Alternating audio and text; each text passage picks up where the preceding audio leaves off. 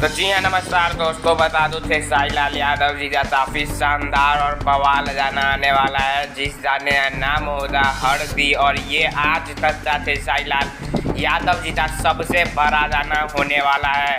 जी हाँ दोस्तों, बहुत जल्द ये गाना रिलीज हो जाए। वीडियो में नज़र आने वाले हैं खेसारी लाल यादव जी की फैन और नेपाल की टैटू वाली फैन सौम्या पोथरेल वीडियो में नज़र आने वाली है। जाने की शूटिंग का पिच देख सकते हैं, जिसे अखिलेश कश्यप जी ने शेयर किया है। और अखिलेश कश्यप जी के कलम से निकला हुआ ये गाना है और अन्नपूर्णा फिल्म से ये गाना रिलीज होने वाला है, जिस गाने का नाम है हरदी।